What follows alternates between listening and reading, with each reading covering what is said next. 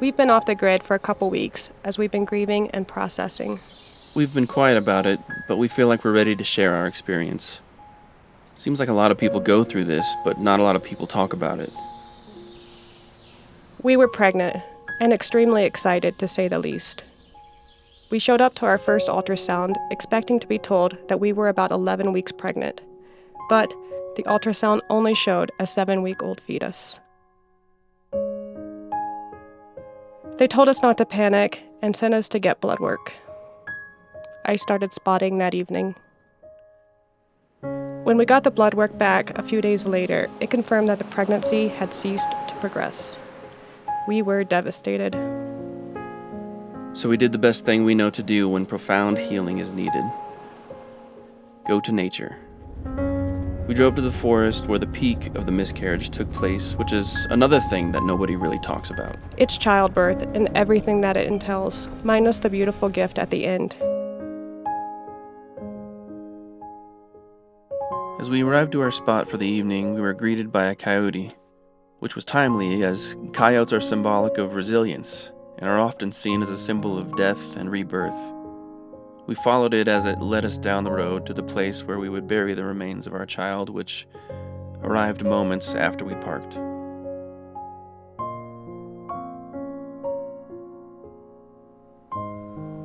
It was one of the most beautiful valleys that either of us had ever seen.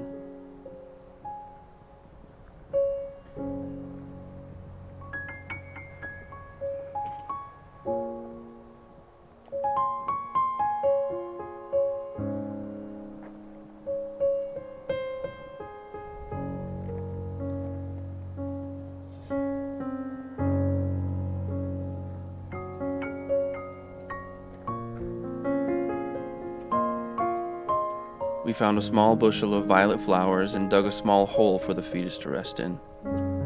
Austin lit some sweetgrass, which in his native culture is symbolic of healing, peace, and spirituality, a call for the Creator's attention.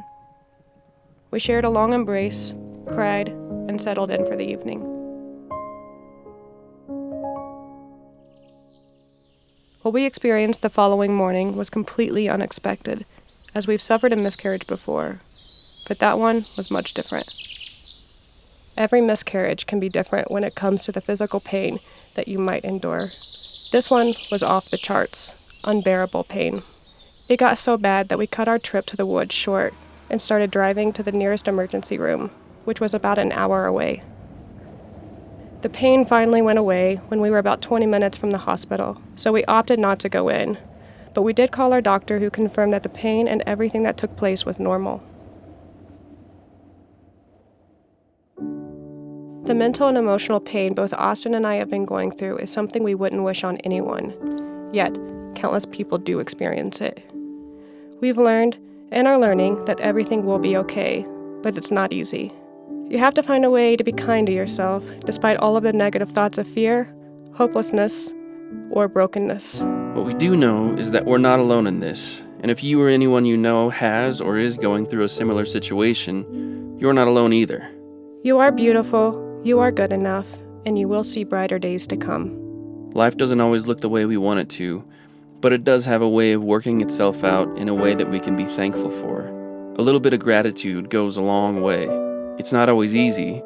Sometimes it feels downright impossible, but it is a choice that once made can change the course of your mental, physical, and emotional well-being so profoundly that you can someday look back and see that everything, good and bad, can work together to form an incredible story.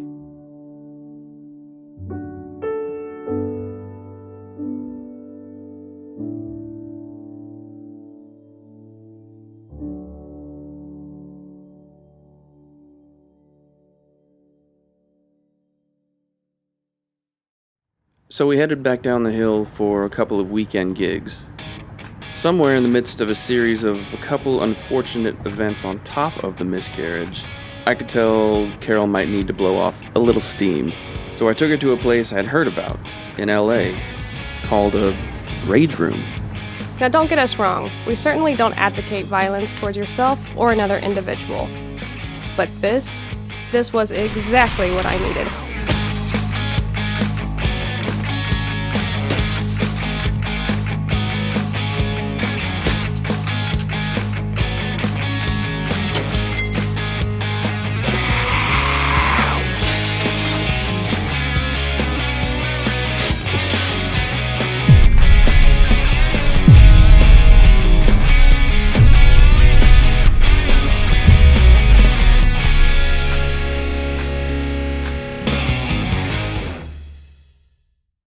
The following week, we ended up going back to the same forest that the miscarriage took place.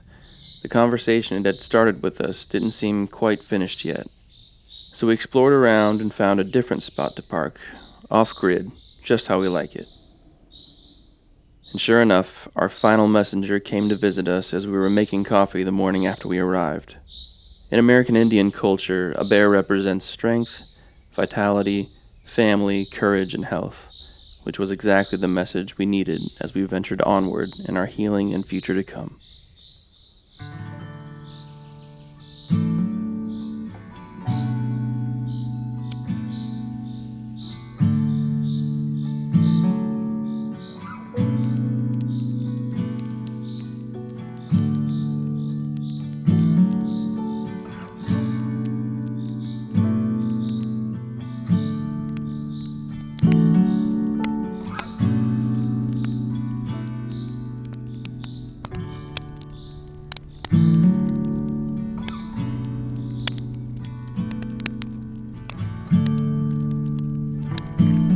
I'm this way about not wanting to go back to civilization.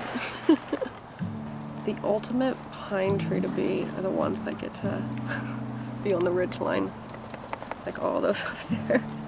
There's definitely a metaphor for life in there somewhere. You're a ridgeliner. It feels good to know we have a plan. It's not the end, it's just a false start. I think the dream is, you get pregnant and happily ever after, but that's not the reality for a lot of people. You're right.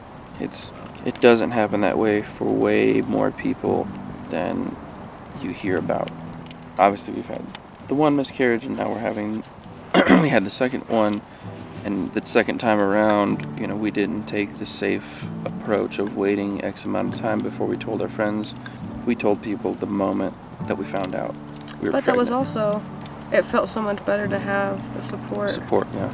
Then feeling like you're trying to keep secrets from your friends And you're kind of lying to them. Like, oh no, I don't want to have a glass of wine. Yeah. It's one of the weird rules around pregnancy that society has invented. But we are seeing both sides of it, I think, of like the pain of telling people, and then, now you go out into public and the natural question is like, how you guys feeling? And then you have to put them in a position that's uncomfortable. Yeah. Like, oh no, I made a mistake, I said something I shouldn't, I didn't know the news. But I think it's just life and the uncomfortability that comes along with authenticity in real time. I think ultimately telling people earlier was better for us. Better for us. To have that support and people rooting for you, like, I think it feels good. Because this isn't the end of the story. Yeah. This is just one chapter. You're not choosing to give up or throw in a towel. That's what makes a good story. A little bit of tragedy, a little bit of heartbreak. I guess the whole idea is that you just never know what someone's going through, even when they have just a smile on their face or they're having a good time, but they're truly hurting. Yeah, I think situations like this definitely give you more of an intuition. You have more of like an intuition that's bent towards like empathy. Whenever you're going through something, all of a sudden you're way more aware of like what other people might be going through. also. Oh yeah. Not that everybody is always going through something, but they might be. Just be softer, be slower, and be careful what you're saying. Be kind. Be kind. Be good. Be good to other people. You never know.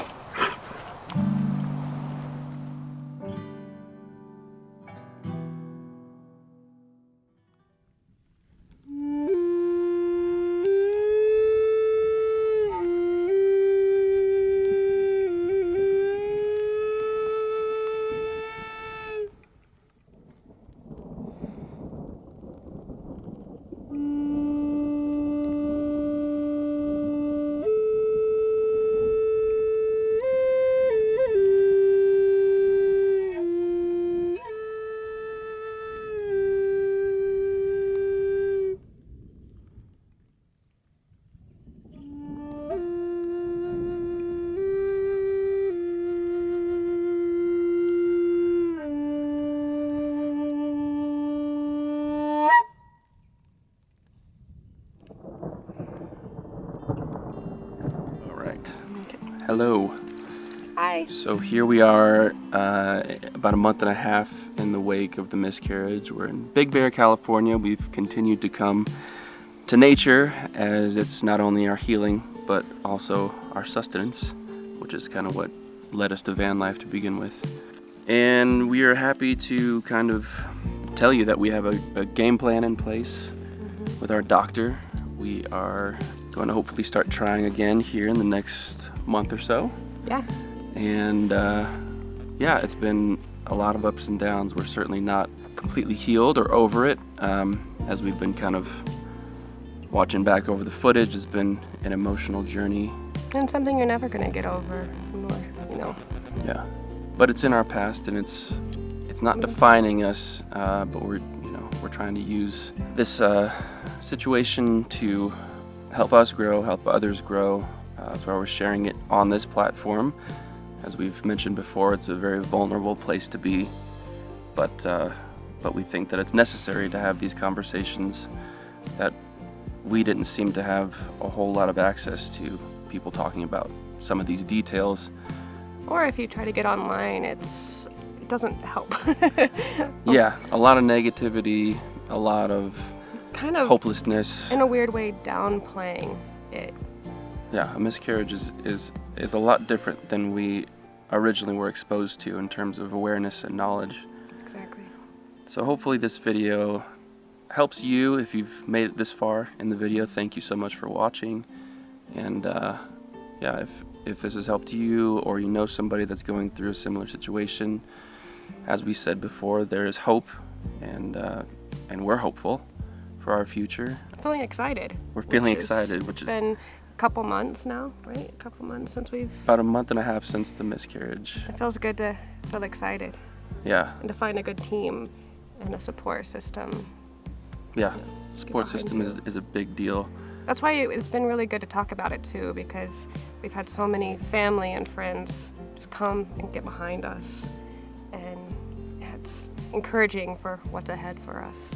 As vulnerable and scary as it feels to be open about something like this, we've found that it's better than keeping it to yourself and hiding and retreating from other people and others.